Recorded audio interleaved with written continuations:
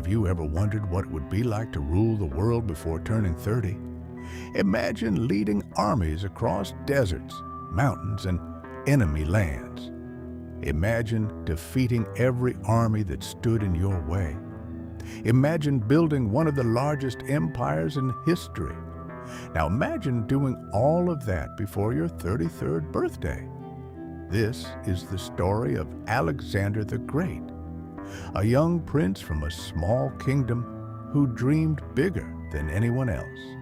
A boy who believed the world was waiting to be conquered, and for a while it was. Alexander was born in 356 BC in the kingdom of Macedon, a land north of Greece. His father was King Philip II, a brilliant warrior and ruler.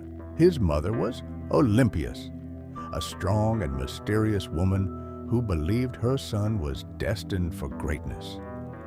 From the moment Alexander was born, stories surrounded him. Some claimed strange signs appeared in the sky. Others believed the gods had chosen him for a special purpose. Whether those stories were true or not, one thing is certain. Alexander grew up believing he was meant for something extraordinary. As a child, he was intelligent, fearless, and incredibly ambitious. He loved stories of heroes. His favorite hero was Achilles, the legendary warrior from the Trojan War. Alexander carried the dream of becoming a hero himself. His father wanted him to become more than a king. He wanted him to become a ruler capable of changing history. So he hired one of the smartest men alive to teach his son. That teacher was Aristotle. Under Aristotle, Alexander studied science, philosophy, medicine, literature, and politics. But Alexander was not interested only in books. He loved adventure. He loved action. He loved competition. One day, a wild horse was brought to the royal court. The horse was huge and uncontrollable. No one could ride it. The animal kicked, jumped, and frightened every rider. The king's men gave up. But young Alexander noticed something. The horse was afraid of its own shadow. He slowly turned the horse toward the sun so it could no longer see the shadow. Then he climbed onto its back. The horse became calm. Alexander rode it successfully. Everyone was stunned. The horse was named Bucephalus. It became Alexander's loyal companion for many years. King Philip looked at his son and said something unforgettable. "My son, seek a kingdom equal to yourself. Macedon is too small for you." Those words would prove true. As Alexander grew older, he became a skilled soldier and commander. He fought beside his father in battle. He learned how armies moved, how wars were won, how leaders inspired men. Then everything changed. In 336 BC, King Philip was assassinated. Alexander was only 20 years old. Suddenly, the young prince became king. Many enemies believed he was too young. They thought his kingdom would fall apart. They were wrong. Alexander moved quickly. He crushed rebellions. He defeated rivals. He secured his throne. Within a short time, nobody doubted his authority. But Alexander wanted more, far more. His father had planned to invade the mighty Persian Empire. Alexander decided he would finish what his father started. The Persian Empire was enormous. It stretched across vast lands. It controlled millions of people. Its ruler, King Darius III, commanded one of the largest empires on earth. Most people believed Persia was too powerful to defeat. Alexander disagreed. In 334 BC, he crossed into Asia with his army. His great adventure had begun. At the Battle of the Granicus River, he faced Persian forces for the first time. The fighting was fierce. Alexander personally charged into danger. His soldiers followed. The Persians were defeated. The world took notice. But this was only the beginning. Soon Alexander marched deeper into enemy territory. At the Battle of Issus, he faced King Darius himself. The Persian army was much larger. Many believed Alexander had no chance. Yet Alexander attacked boldly. His cavalry smashed through enemy lines. Panic spread through the Persian ranks. Darius fled the battlefield. The mighty Persian king had been defeated. Alexander's reputation exploded. People began to see him as unstoppable. Cities surrendered without fighting. Others resisted and paid a terrible price. One city in particular refused to submit: Tyre. The city sat on an island protected by strong walls. It seemed impossible to capture. Alexander refused to give up. He ordered his men to build a massive causeway across the sea. For 7 months they worked. Finally, his army breached the defenses. Tyre fell. Alexander had once again achieved what many thought impossible.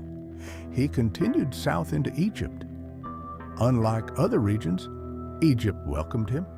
The Egyptians saw him as a liberator. They crowned him as their ruler. There, Alexander founded a new city. He named it Alexandria. It would become one of the most famous cities in history. But Alexander's greatest challenge still waited ahead.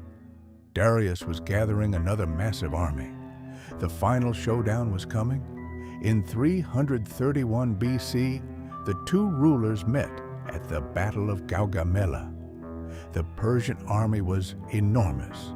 Some estimates suggested it outnumbered Alexander's forces many times over. The odds were terrifying. Yet Alexander remained confident.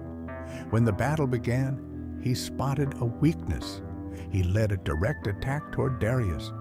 The Persian king panicked once again. He fled. His army collapsed. The Persian Empire was effectively finished. Alexander had achieved what few believed possible. He had conquered the greatest empire of his age. Most rulers would have stopped there. Alexander did not. His ambition had no limits. He pushed eastward into unknown lands, across mountains, across deserts, across dangerous rivers. His army followed him through endless hardship. They fought new enemies, faced extreme weather, and traveled farther than they had ever imagined. Eventually, Alexander reached India. There, he fought one of his toughest battles, the Battle of the Hydaspes River. For the first time, his soldiers faced war elephants. The giant animals terrified men and horses alike. The battle was brutal, but Alexander won once again. Another victory, another kingdom, another step toward the edge of the known world. Yet something was changing. His men were exhausted. They had marched for years. They missed their homes, their families, their lives. When Alexander wanted to go farther east, his army finally refused. For the first time, Alexander could not get what he wanted. His soldiers would go no farther. Reluctantly, he agreed to turn back. The journey home was harsh. Many men died crossing difficult deserts. The dream of endless conquest was fading. Back in Babylon, Alexander began planning new campaigns. Even after conquering vast lands, he wanted more. New territories, new adventures, new victories. But fate had other plans. In 323 BC, Alexander suddenly became ill. No one knows exactly what happened. Some believe it was disease, others suspect poisoning. The mystery remains unsolved. Day by day, he grew weaker. His generals gathered around him. The ruler who had conquered the world was dying. He was only 32 years old, one of the most successful conquerors in history, gone before reaching 33.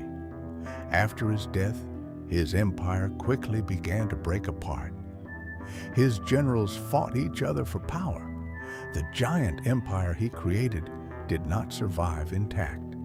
Yet Alexander's influence never disappeared. His cities continued to thrive. His ideas spread across continents. His conquests connected different cultures and civilizations. More than 2,000 years later, people still study his life, still debate his decisions, still admire his courage, still question his endless ambition. Alexander's story is not just about conquering lands. It is about vision, determination, risk, and the incredible power of believing that something impossible can be done. A young prince looked at the world and refused to accept limits.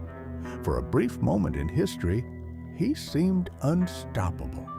And that is why the name Alexander the Great has never been forgotten